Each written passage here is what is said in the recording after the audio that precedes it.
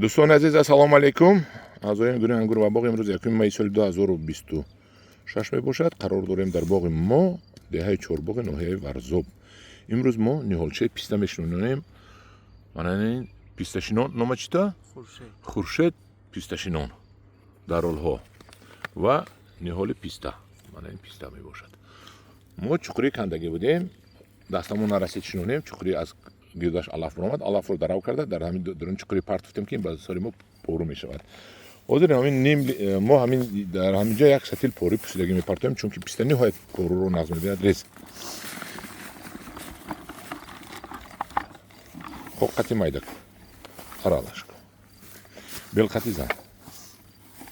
بیل قطعی زن. مایده کن. مایده کن. خب پرتو کن تا.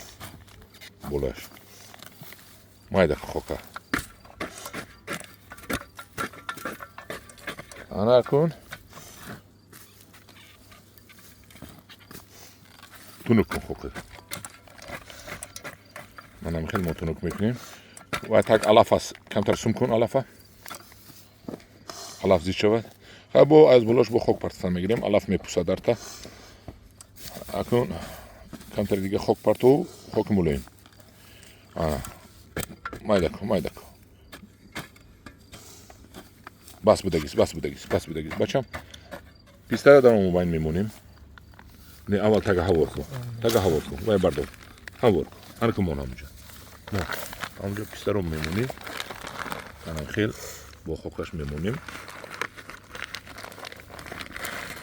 خالتاش رو دوست گیر خوکش رو نریزد. اناتومو کپیده ایستو.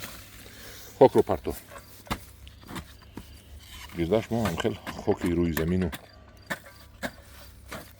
خوک رو در گیرداش میپرتویم.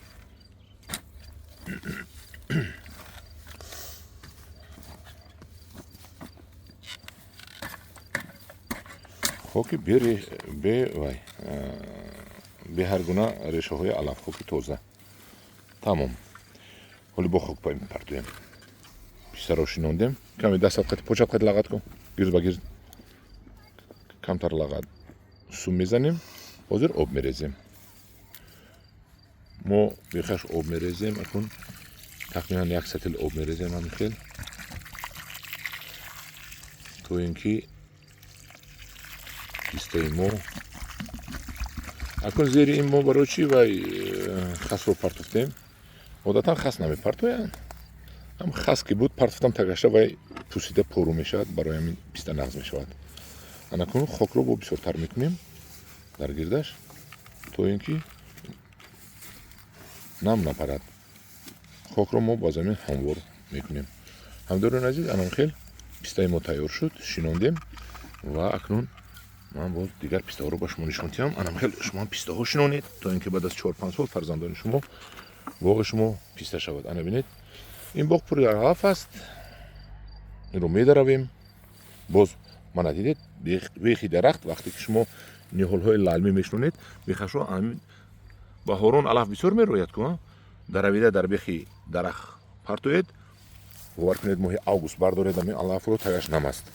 اینجا با یک چقری دیگه است. اینجا هم پیستا میشنونیم. انا باز پیستا کلان کلان شده ایستاده است. پیستا این پیستا ترکی هست. وقتی که از ترکیه می آوردم این همون پیستای ترکی هست. باقی من اینجا من پیستا زور میکنم. خدا خواهد نصیب باشد 2-3 سال پس باز خدا عمر باقی باشد اگر میبینه من ببینید هم خیلی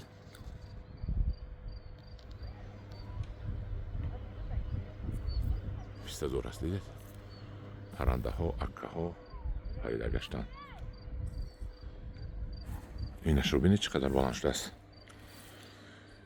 1-2 سال پس این پیستا ها همش در بهره میدروین و باغ ما پیستا زور میشود. هم دیاران عزیز کدام این پیستا در کار باشد مراجعت کنید.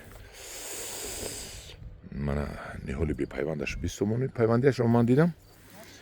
10 دانه برین در خونه همونی که آدمونا خریدن برگ گفته پرتفتن بر کرده است.